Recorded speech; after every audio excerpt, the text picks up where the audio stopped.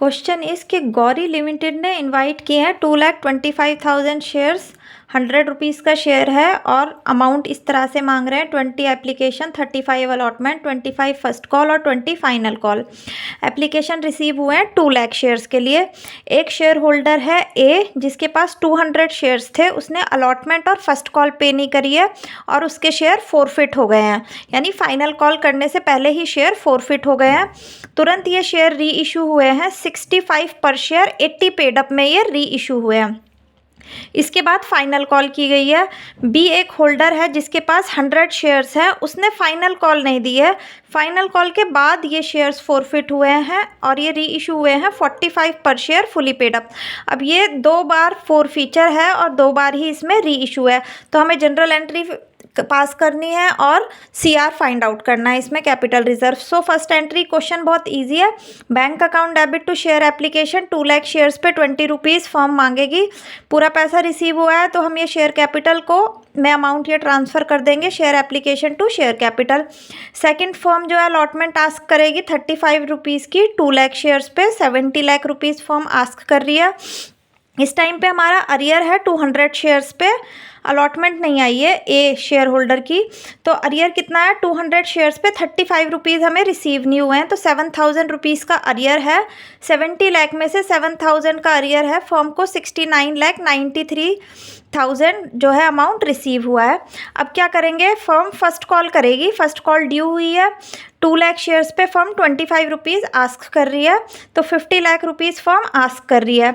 इस टाइम पर क्या है कि एक वही शेयर होल्डर ए जो है वो फर्स्ट कॉल पे नहीं कर रहा, तो 200 शेयर्स पे फर्स्ट कॉल के 25 रुपीज़ हमें रिसीव्ड नहीं है, यानी 5,000 रुपीज़ 50 लाख में से फर्म को नहीं मिल रहे, तो फर्म रिसीव कर रही है। इस टाइम पे बैंक अकाउंट डेबिट करेंगे हम 49,95,000 से और एंट्री हम ये करेंगे call scenario debit to share first call. अब क्या हुआ है कि ये शेयर फोरफिट हो गए हैं शेयर होल्डर ए के, तो हमने शेयर फोरफिट करे हैं, एंट्री होगी share capital account debit to share forfeited to calls in arrear. Share capital को हम 80 रुपीज़ से डेबिट करेंगे 200 शेयर्स पे।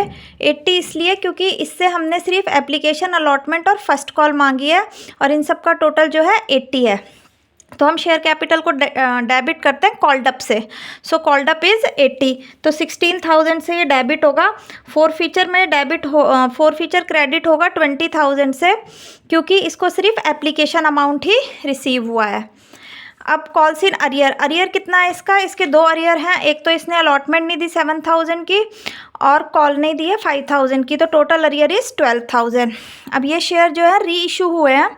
री इशू कैसे हुए हैं, 65 पर शेयर, 80 पेड अप, 80 का री इशू हुआ है ये, तो 65 रुपीज़ बैंक में आएंगे 200 शेयर्स पे, 65 रुपीज़ आ गए, यानी 13,000 रिसीव हुआ है। फोर फीचर में 15 रुपये का डिस्काउंट जाएगा 200 शेयर्स पे, 3,000 रुपये, और शेयर कैपिटल में यहाँ 80 आएगा क्योंकि ये लिखा हुआ है क्वेश्चन में कि ₹80 पेड अप है। अब ये शेयर री इशू हो गए हैं। री इशू के बाद जो है फाइनल कॉल की गई है। फाइनल कॉल हम जब ड्यू करेंगे तो अब 2 लाख शेयर पे ड्यू नहीं करेंगे क्योंकि 200 शेयर्स जो हैं वो फोरफिटेड हैं, तो फोरफिट हो गए हैं। उनके अलावा अब हमारे पास बचे हैं 1,99,800 पे। अब हम 20 रुपीज़ मांगेंगे, 20 रुपीज़ के हिसाब से हम ये अमाउंट आस्क कर रहे हैं। अब जो शेयर होल्डर बी है, शेयर होल्डर बी हमें पैसे नहीं दे रहा है, उसके पास है 100 शेयर, वो फाइनल कॉल नहीं दे रहा है, तो 100 पे हमें 20 का अरियर है, यानी 2,000 रुपीज़ हमें नहीं मिल रहे हैं। 39,96,000 हमने मांगे थे। सो हमें ये अमाउंट रिसीव हुआ है, एंट्री हो जाएगी bank account debit call scenario to second and final call. अब सेकंड कॉल के बाद इसके शेयर्स फोरफिट हुए हैं और फोरफिट होकर री इशू हुए हैं, तो हम पहले फोरफिट कर लेते हैं। शेयर कैपिटल अकाउंट डेबिट 100 × 100, 100 इसलिए करेंगे क्योंकि इससे पूरा का पूरा अमाउंट कॉल्ड अप है, तो 100 शेयर्स पे 100 रुपीज़ हमने कॉल्ड अप किया है, तो 10,000 रुपीज़ आएंगे। फोरफिट किया है हमने फर्स्ट कॉल तक, यानी 80 रुपीज़ इसके हमने फोरफिट किए हैं, यानी जब्त किए हैं कितने 8,000 रुपये, और अरियर कितना है इसका 2,000 रुपये का, तो ये फोर फीचर की एंट्री है। अब हम री इशू करेंगे इन शेयर्स को 45 रुपीज़ का ये री इशू है fully paid up. Fully paid up का मतलब है 100 रुपीज़ पे, यानी 55 रुपीज़ का हम डिस्काउंट कर रहे हैं, तो शेयर कैपिटल 100 रुपीज़ से क्रेडिट होगी। वो वाला जो पहले केस था ए 80 रुपीज़ से क्रेडिट था, ए का जो है वो 80 रुपीज़ से क्रेडिट इसलिए था क्योंकि हम उसको एज 80 पेड अप ले रहे थे। तो यहाँ पर 100 से होगा क्योंकि यहाँ पर जो है फुली पेड अप है, तो 100 से क्रेडिट हो गया। बैंक अकाउंट में आया 45 क्योंकि 45 पे री इशू है।